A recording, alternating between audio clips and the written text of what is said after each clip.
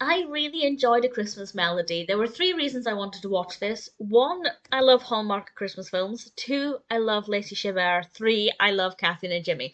Now, Kathy Najimy was not really in it too much, but enough to make me smile.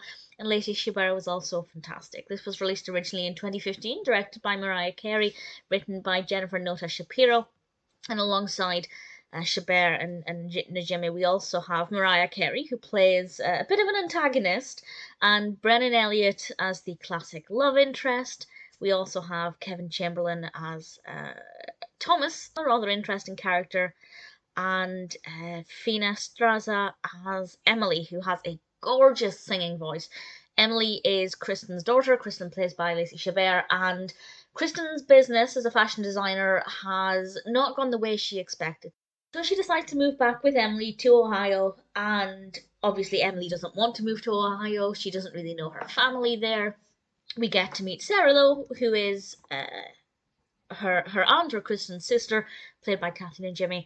And Emily starts a new school. Of course, she's very nervous about this, and Kristin joins the PTA. And the PTA are currently setting preparations for, I think they called it the Snowflake Pageant, which is the annual Christmas themed concert at the school. And Kristin, as a fashion designer, gets to help out and make the costumes. One of the mothers, Melissa, played by Mariah Carey, isn't really happy that somebody else is getting a lot of the glory, even though, of course, that's not why Kristin's doing it.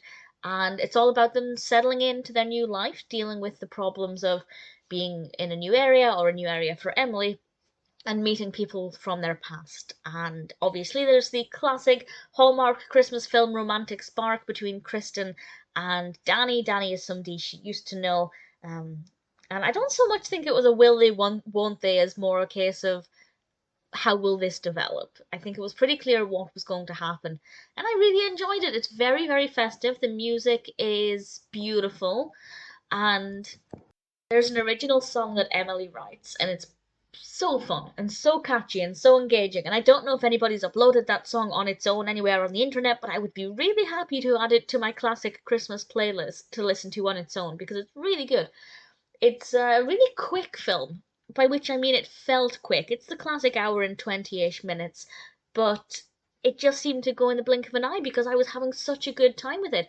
It's sweet, it's heartwarming. The costumes, my goodness, are absolutely stunning.